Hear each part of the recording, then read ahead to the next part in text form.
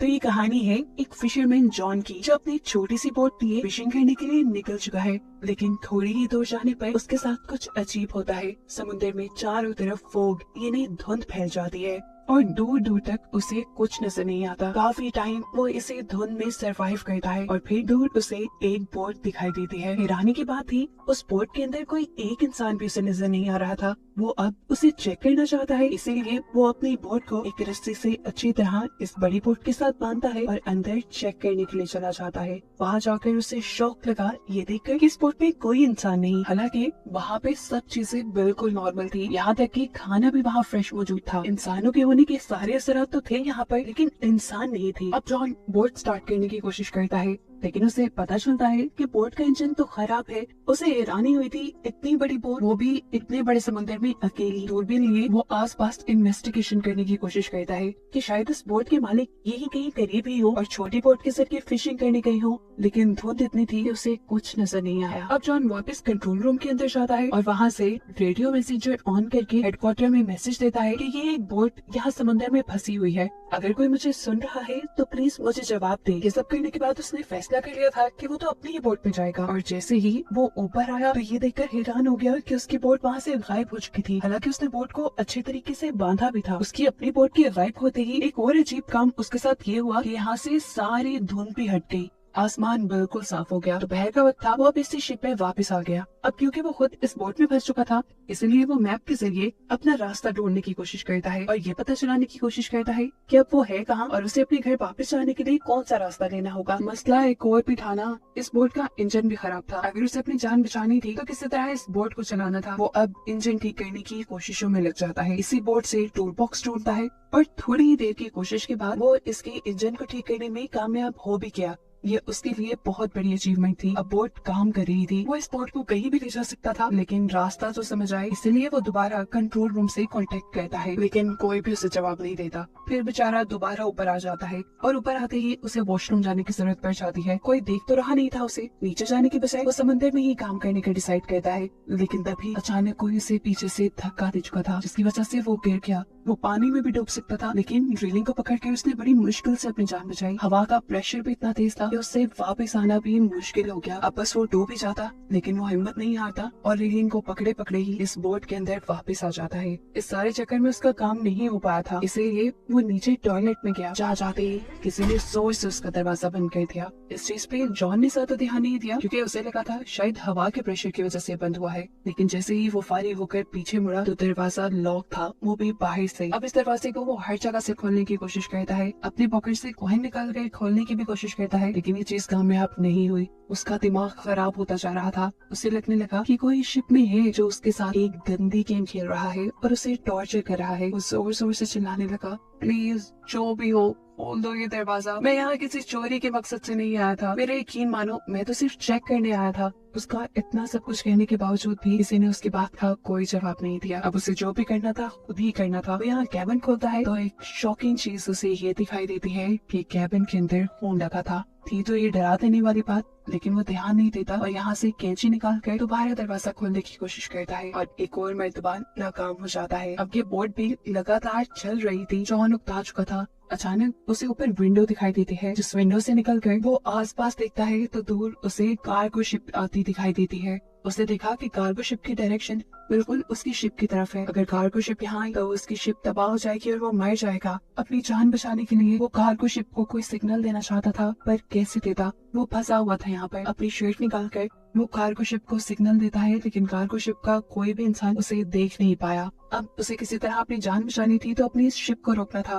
वरना cargo ship इसे तबाह कर देती। तभी उसे विंडो के ऊपर एक रस्सी दिखाई देती है और उसे आइडिया आता है कि क्यों ना वो इस रस्सी के जरिए ही शिप को रोके। वो रस्सी को बांध बूंद कर बाहर फेंकता है ताकि बोट रुक सके, लेकिन यहाँ उसी के साथ बुरा हो गया। वो रस्सी उसी की शिप के फैन के साथ लिपट गई और बाथरूम के अंदर से वो रस्सी उसके गले के अंदर अटक गई। उसका गला तो अब घुट रहा था, वो मर जाता, लेकिन वो बड़ी ही मुश्किल से किसी और टूल के जरिए इस रस्सी से अपनी गर्दन छुड़वाता है। गर्दन पूरी लाल हो गई थी, वो मरने ही वाला था, लेकिन बच गया। खैर, रस्सी के फैन में लिपटने की वजह से ये शिप तो रुक गई थी, लेकिन ये फिर भी काफी नहीं था। कार्गो शिप फिर भी उसकी शिप से टकरा जाती है, जिसकी वजह से उसकी शिप को बहुत बुरा झटका लगता है और वो भी यहाँ गिर कर बेहोश हो जाता है। उसके सर पे अब चोट भी आ गई थी। जॉन को जब होश आया तो उसने देखा कि अब बाथरूम में पानी भर रहा था और हैरानी की बात थी, ये समुंदर का पानी नहीं था बल्कि साफ पानी था। यानी कोई तो था जो उसे डराने की, उसे मारने की कोशिश कर रहा था। वो एक और मर्तबा भीख मांगता है, जो भी हो प्लीज छोड़ दो मुझे, लेकिन कोई उसकी सुन ही नहीं रहा था। उसे भूख और प्यास भी लगी थी, उसकी ताकत भी कम हो गई थी। पानी पीने के लिए वो वॉशरूम का ही शॉवर यूज करता है तो देखता है कि पानी खत्म हो चुका था। न चाहे वो जब फर्श से पानी उठाकर पीने लगता है तो उसे पता चला कि अब ये पानी नमकीन था, ये समुद्र का पानी था। और ऐसे वो जान गया कि उसकी बोट के अंदर कोई होल हो गया है, कोई सुराख हो गया है, जिससे समुद्र का पानी बोट के अंदर आ रहा है और अब जल्दी ये बोट डूब जाएगी। वो दोबारा कोशिश करता है इस दरवाजे को खोलने की, लेकिन ऐसा लग रहा था कि किसी ने दरवाजा बाहर से बंद किया हुआ है। रात भी हो चुकी थी और जब बोट के ऊपर का सीन दिखाया जाता है तो पता चलता है कि इस बोट को कोई चला रहा था जो इनविजिबल है, नजर नहीं आ रहा। जरूर वो कोई इवल क्रिएचर है। पानी भी भर भर के काफी ऊपर आ गया था और इसी सदमे में जॉन को नींद भी आ गई। रात हुई तो समुद्र में तूफान आ गया। तूफान की वजह से बोट का भी बहुत नुकसान हुआ और जॉन को भी बहुत चोट आई। सुबह जब उसकी आंख खुली तो पानी का लेवल इतना बढ़ चुका था कि सिर्फ उसका चेहरा ही बाहर था। अब तो उसने मान लिया था कि वो थोड़ी देर में मर जाएगा, लेकिन तभी उसे क्लिक की आवाज आई और जैसे ही उसने हैंडल घुमाया तो दरवाजा खुल चुका था। पानी के प्रेशर की वजह से दरवाजा टूटकर बाहर की तरफ गिर जाता है और ऐसे ही जॉन को यहाँ से रिहाई मिल जाती है। सबसे पहले वो बोट के ऊपर जाता है और ताज़ा हवा में सांस लेता है, क्योंकि नीचे ऑक्सीजन लेवल बहुत ज्यादा कम हो चुका था। अब वो जान गया था कि यहाँ पे जो कोई भी है वो उसे हर हाल में टॉर्चर करना चाह रहा है। इससे ज्यादा वो टॉर्चर बर्दाश्त नहीं कर सकता। साथ ही नीचे बोट में पानी भी भर रहा था। वो जानता था ये बोट कभी भी डूब जाएगी। फैसला तो उसने कर लिया था कि वो यहाँ रहेगा नहीं, इसीलिए उसके दिमाग में एक आइडिया आता है। वो इसी शिप से एयर बैग्स लेता है और नीचे जो अभी बाथरूम का दरवाजा टूटा था वो लेकर उन सारी चीजों को आपस में बांध कर अपने लिए एक छोटी सी राफ्ट बनाता है ताकि वो इसके जरिए यहाँ से भाग सके। लेकिन कुछ और चीजें भी तो जरूरी थी। वो इस राफ्ट को चलाता कैसे? सारी चीजों का इंतजाम वो इसी बड़ी बोट से करता है। यहाँ तक कि खाने पीने की चीजें भी वो यहीं से लेता है और फिर इस बोट से उतर जाता है। फाइनली अब वो अपनी राफ्ट में आ गया था। जब वो चलाते चलाते वो बहुत ही मेहनत से आहिस्ता आहिस्ता आगे जा रहा था और ये बड़ी बोट उसके सामने ही खड़ी थी। घंटों गुजर जाते हैं, वो भी ज्यादा सफर तय नहीं कर पाता और देखता है कि वो बोट भी वैसे की वैसे ही खड़ी है जिसके बारे में उसे लग रहा था कि वो 5 से 10 मिनट में डूब जाएगी। अगर वो अभी तक नहीं डूबी तो इसका मतलब है कि वो डूबेगी नहीं। यही सोचते हुए उसके दिमाग में आइडिया आता है कि क्यों न जाकर इसी बोट के लीकेज सिस्टम को ठीक कर दूं, ऐसे मैं भी आराम से उसी बोट में सफर कर पाऊंगा। यही सोचते हुए वो इस बोट पे वापस आता है। सबसे पहले बोट की लीकेज ठीक करता है और फिर एक पंप बनाता है जिससे कि बहुत ही आसानी से बोट में मौजूद सारा समुद्र का पानी समुद्र में वापस आ चुका था। लीकेज खत्म करने और पानी निकालने के बाद इस बोट में जितनी भी प्रॉब्लम्स थी उसने वो सारी प्रॉब्लम्स ठीक कर दी और इस बोट को बाहर से भी रिपेयर कर दिया ताकि आगे कोई मसला ना हो सफर में। ये सब करने के बाद वो दोबारा रेडियो के जरिए मदद बुलाने की कोशिश करता है, लेकिन इस मर्तबा भी जब उसे कोई जवाब नहीं मिला तो न चाहे वो अब बोट के ऊपर आ गया। उसके पास मैप था। वो दोबारा रास्ता ढूंढने की कोशिश करता है और इस बोट को चलाता है, लेकिन एक और मर्तबा ये बोट उसे धोखा दे देती है और चलती ही नहीं। वो बोट बिल्कुल स्टिल हो गई थी,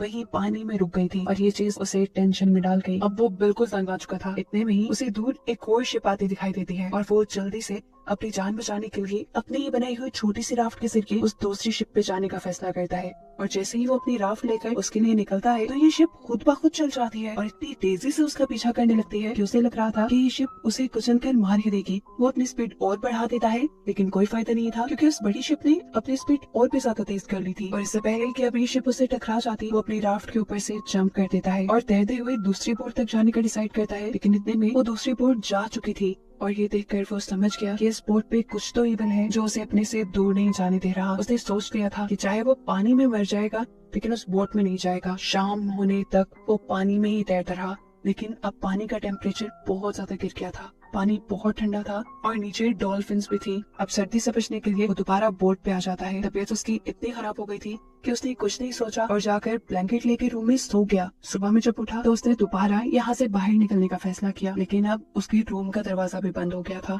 वो बुरी तरह फ्रस्ट्रेट हो गया। उसके साथ ये हो क्या रहा था वो समझ ही नहीं पा रहा था। तभी उसे यहाँ पे एक छोटा सा कैबिन नजर आता है जिसे खोलने पे उसने देखा कि ऊपर से एक रास्ता है, एक रोशनदान है जो खुल के वो यहाँ से बाहर जा सकता है। वो अब उस कैबिन के अंदर चला गया जो जगह बहुत छोटी थी। असल में वो एक स्टोरेज एरिया था। इस स्टोरेज एरिया के जरिए वो जितनी भी बार यहाँ से ऊपर चढ़ने की कोशिश करता था नीचे गिर जाता था। ऐसे उसको कई चोटें आ गई थी, लेकिन उसने हार नहीं मानी और दोबारा ऊपर चढ़कर उस रोशनदान को खोलने की कोशिश की, लेकिन वो भी बिल्कुल नहीं खुल पाया उससे। ऐसा लग रहा था जैसे वो सील हो गया हो। इस जगह का ऑक्सीजन लेवल भी बहुत कम हो गया था। कैबिन का दरवाजा भी नहीं खुल रहा था जिससे वो रूम में वापस चला जाए। एक और मर्तबा उसने ये बात मान ली थी कि वो मर जाएगा। ऑक्सीजन की कमी से इससे पहले कि वो बेहोश हो जाता, दोबारा क्लिक की आवाज आती है और कैबिन खुल जाता है। कैबिन के खुलते ही वो फौरन बोट से बाहर आया। जहाँ आने पर उसने देखा कि बोट एक छोटी सी आइलैंड पे आ रही थी और ये देखकर उसे हौसला हुआ, उसकी सांस में सांस आई कि चलो अब इस एवल बोट से तो जान छूटेगी। अब बोट जैसे ही आइलैंड के किनारे पे पहुंचती है, जॉन भी फौरन इस बोट से उतर जाता है। उसे लग रहा था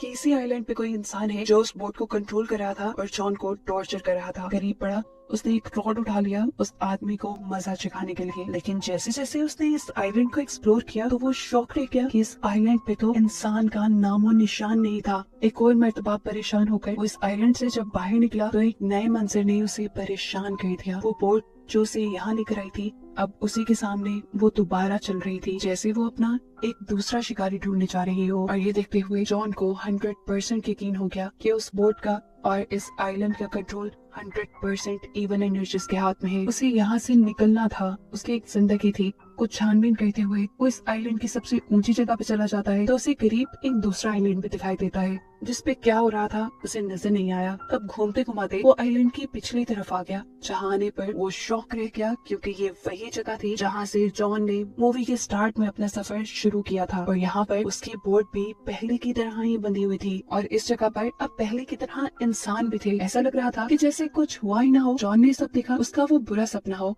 लेकिन वो सब जॉन के साथ हकीकत में हुआ था। उसकी बोट यहाँ तक कौन लेकर आया था और इस आइलैंड की हकीकत क्या थी? जॉन के साथ जो कुछ हुआ था उसके पीछे किस चीज का हाथ था, ये मूवी में नहीं बताया जाता और मूवी इन्हीं सवालों के साथ यहीं पर खत्म हो जाती है।